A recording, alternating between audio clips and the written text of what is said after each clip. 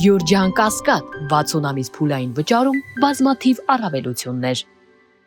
Շնորհակալություն, հարգելի ներկաներ, հարգելի նախագահող, ողջունում եմ բոլորին եւ շնորհակալություն եմ հայտնում կազմակերպիչներին այս հնարավորության ընձեռնման վերաբերյալ համար եւ Տիկին Վարդանյանը շատ մանրամասն ներկայացրեց ԵԽԽՎ հայտնի 19:00 բանաձևի համապատասխան այն չափորոշիչները, որոնք բնորոշում են թե քաղբանդարկյալը ով է։ Եվ հաշվի առնելով նաեւ այն հանգամանքը, որ ես այսօր այստեղ որպես փաստաբան ցանկանում եմ ներկայացնել Դավիթ Համբարձումյանի շահերը, դասական իմաստով քաղբանդարկյալ Դավիթ Համբարձումյանի շահերը, ես կլինեմ շատ հակիրճ, որպեսզի փորձեմ ինձ տրված ժամանակահատվածում փորձել ներկայացնել այն թիրախային համեմատականները, որոնք հաշվառմամբ եւ 19:00 բանաձևի չափորոշիչների համադրմամբ ակնհայտ է դառնում, որ Դավիթ Համբարձումյանը քաղբանդարկյալ է։ Այն, որ Դավիթ Համբարձումյանը մեղադրվել է մի բանի համար, որ ինքը չի կատարել, դա կարծում եմ ակնհայտ է։ Դրա վերաբերյալ նաև բաց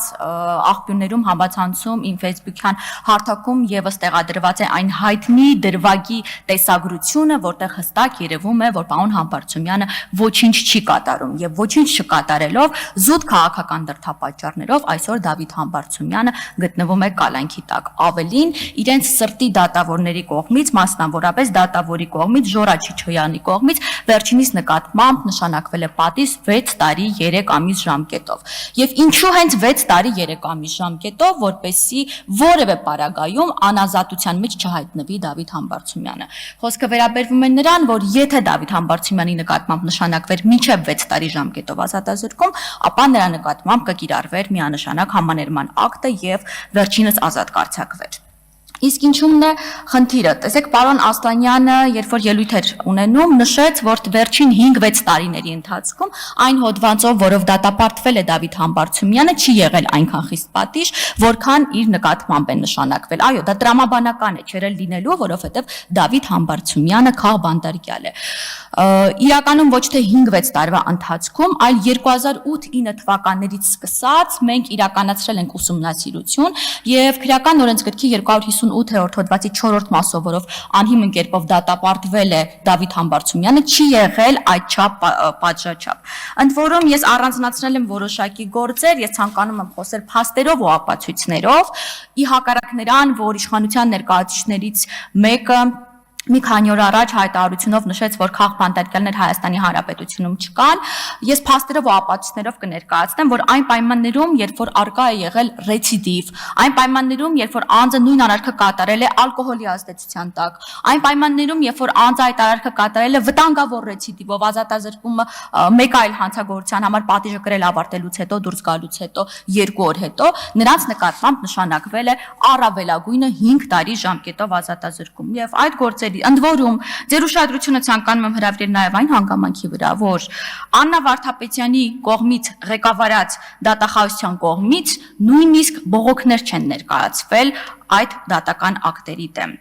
Ցանկանում եմ վկայակոչել ընդամենը մի քանի գործեր, որպեսզի չծանրաբեռնեմ։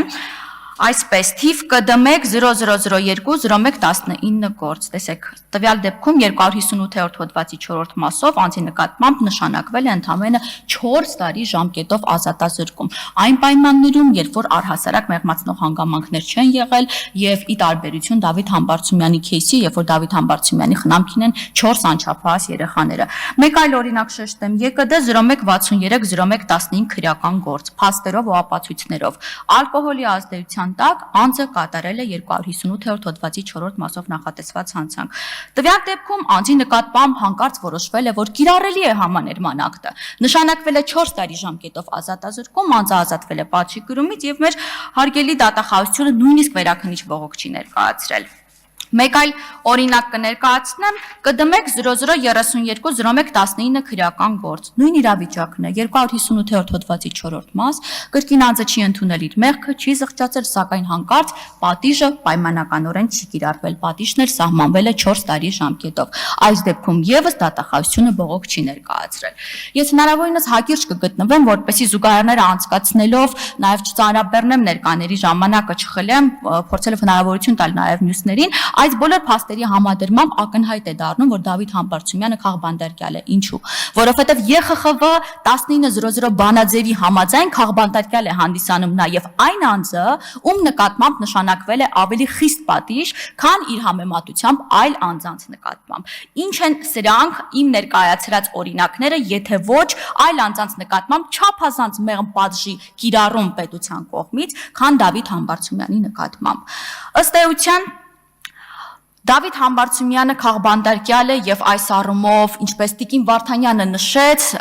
համապատասխան զեկույցով ԵԽԽՎ-ի 13:011 զեկույցի համաձայն ապացուցման բեռը հենց պետությանն է եւ իմ ներկայացրած հիմնավորումների համատեքստում պետությունը ինչ փաստերի, ինչ հիմնավորումների հաշվառմամբ կարող է հերքել, որ Դավիթ Համբարձումյանը քաղբանտարկյալ չէ։ Պատասխանը մեկն է, չկա նման համապատասխան հիմնավորում։ Ես իհարկե նախագահողից ներողություն եմ խնդրում եւս 1-2 րոպե ժամանակ, ես ցանկանում եմ հատուկ անդրադարձ կատարել նաեւ Լիդիա Մանթաշյանին, ինչու, որովհետեւ վերջինս ապօրինի գտնվում է կալանքի տակ ու ես ցանկանում եմ նաեւ ներկայացնել, հիշատակել ազգային ժողովի նախագահ Ալեն Սիմոնյանի եղբոր կնոջ քրեական գործը, երբ որ քննվում էր 2025 թվականի մարտի 10-ին հանկարծ Վճռաբեկ դատարանը նրա այսպես ասած հարսի խափանման միջոցի վերաբերյալ ստորադաս դատարանների կողմից ընդ որում կոռուպցիոն բնույթի հանցագործության մեջ էր կասկածվում, նշանակված դատական ակտերը կալանք կիրառելու հետ կապված ոչ իրավաչափ ճանաչեց եւ հանկարծ Վճռաբեկ դատարանը հիշեց, որ գոյություն ունի ՄԱԿ-ի կողմից 2010 թվականին ընդունված բանկոկյան կանոններ, որոնք վերաբերվում են հատկապես կանանց հետ վարվեցողության պայմաններին, կանանց անազատության պայմաններին։ Սակայն Լիդիա Մանթաշյանի դեպքում առհասարակ քար լռություն է տիրում։ Սա եւս վկայությունն է այն բանի, որ Լիդիա Մանթաշյանը քաղբանտարկյալ է։ Եվ վերջում ամփոփելով խոսքս նշեմ, որ քաղբանտարկյալը դա բնորոշում չէ, դա ապրելակերպ է։ Դավիթ Համբարձումյանը, Լիդիա Մանթաշյանը եւ մնացած բոլոր քաղբանտարկյալները ճաղերի ետևում էլ վայելում են հասարակության սերն ու հարգանքը, արժանապատիվ եղել են, կան եւ կլինեն ի տարբերություն իրենց բանտ ուղարկողների։ Այսքանը, շնորհակալություն։ Շնորհակալ ենք, շնորհակալություն։